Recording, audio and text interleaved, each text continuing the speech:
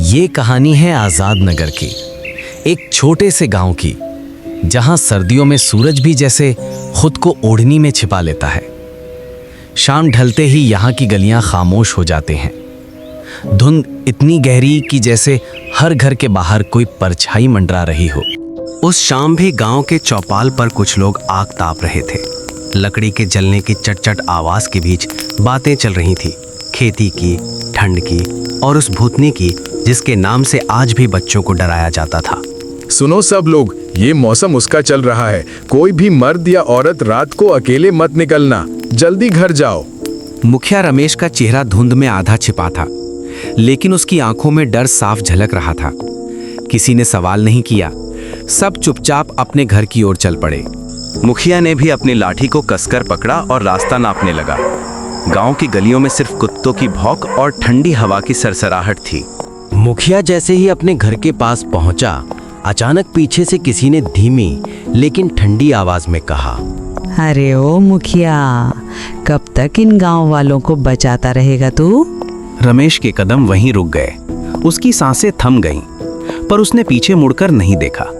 बस तेज कदमों से अपने घर का गेट बंद किया और भीतर जा बैठा।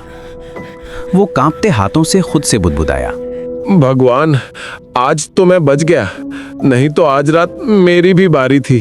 सुबह होते ही सूरज ने धुंध के पर्दे को थोड़ा सा हटाया, लेकिन गांव के लोगों के चेहरों पर रात की डर की परतें अभी भी जमी थीं। मुखिया ने सबको चौपाल पर बुलवाया। रात को मैंने फिर उसे महसूस किया, उसकी आवाज, वही बूढ़ी औरत जिसको हमने सालों पहले मना कर दिया था मदद देने से। मुखिया जी, कौन थी वो औरत और अब क्यों आ रही है गांव में? मुखिया ने गहरी सांस ली और सभी के चेहरों को देखा, फिर बोला, अब शायद वक्त आ गया है कि मैं सच्चाई बता दूं, उस दिन क्या हुआ। मुखिया की आंखें दूर कहीं बीते सालों में खो गईं। कई साल पहले मैं और मेरा दोस्त मुकेश इस गांव के बाहर वाले रास्ते से जा रहे थे। सर्दियों की वही ठिठुरती रात थी।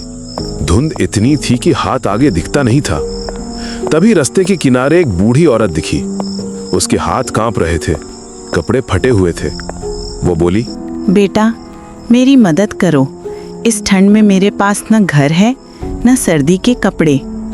मुझे हो सके तो कुछ कपड़े ही दे दो, नहीं तो मैं ठंड से मर जाऊंगी। बेटा, मेरा इस दुनिया में कोई नहीं है। लेकिन दोनों ने उसकी बात अनसुनी कर दी। अगली सुबह खबर आई कि वो औरत मर चुकी है, ठंड में तड़प तड़प कर। रमेश और मुकेश दोनों के दिल पर पछतावे का बोझ था, लेकिन अब क्या हो सकता था। फिर उस रात रमेश को नींद नहीं आई। जैसे ही आंख लगी, उसके सपने में वही बूढ़ी औरत आ गई।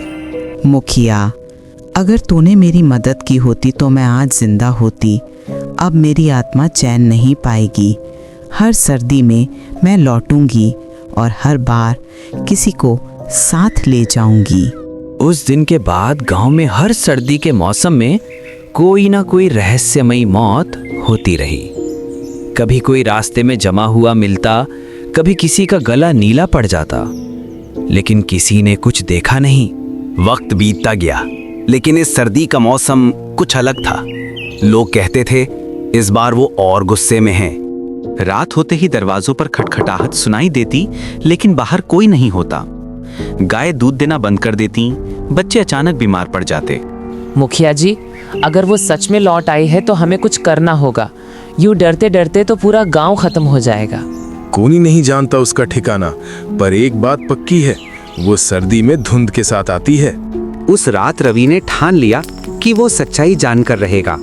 वो और दो और नौजवान, मोहन और सुरेश, चौपाल पर आग जलाकर पहरा देने लगे। रात के 12 बजे होंगे। हवा में एक अजीब सी सीलन फैलने लगी। धुंध इतनी गाढ़ी कि जैसे किसी ने रुई की चादर उड़ा दी हो। भाई, ठंड अचानक इतनी बढ़ के सी गई, कहीं वो तो नहीं?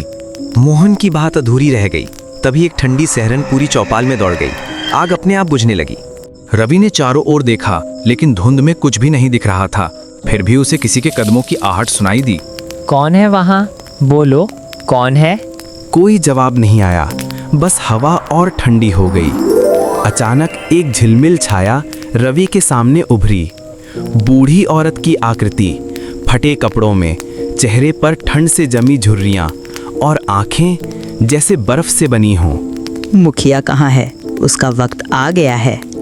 उसी वक्त मुखिया अपने घर में बैठा था। उसने अलमारी से एक पुराना ताबीज निकाला, पीतल का, जिसके अंदर एक पुरानी मंत्र लिखी हुई पोटली थी। पंडित जी ने कहा था अगर वो लौटे तो यही बचाएगा। मुखिया ने ताबीज गले में पहना और बाहर निकला। वो चौपाल की तरफ भागा, लेकिन वहां सिर्फ राख बची थी। आग बुझ चुकी थी और जमीन पर कुछ निशान, नंगे पांव के, जो बर्फीले धुएं में गुम हो रहे थे। सुबह होते होते पूरा गांव हिल गया। रवि, मोहन और सुरेश तीनों गायब थे। बस चौपाल के पास 3 पत्थर रखे मिले और उन पर जमी हुई बर्फ की परत के नीचे किसी के नाम उभरे थे।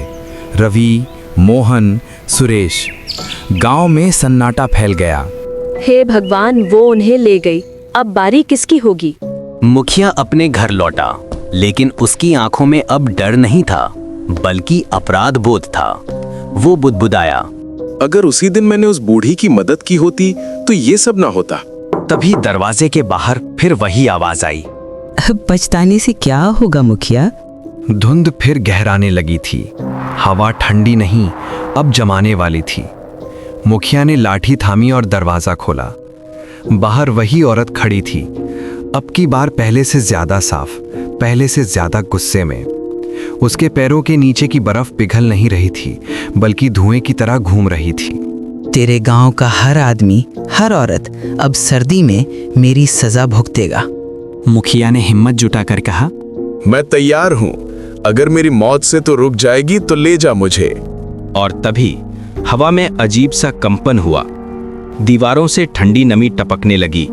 गांव के सारे दीपक अपने आप बुझ गए। उस रात के बाद किसी ने मुखिया को नहीं देखा, लेकिन गांव की चौपाल के बीच एक नया पत्थर रखा गया था, जिस पर लिखा था, सर्दी की परछाई लौटेगी फिर। और आज उसी गांव में फिर सर्दियां शुरू हो चुकी हैं। धुंध उतर रही है, लोग दरवाजे बंद कर रहे हैं और हवा में वही फुसफुसाहट फिर गूंज रही है। कहानी यही नहीं खत्म होती, क्योंकि आजाद नगर की सर्दी अब किसी नई शिकार की तलाश में है।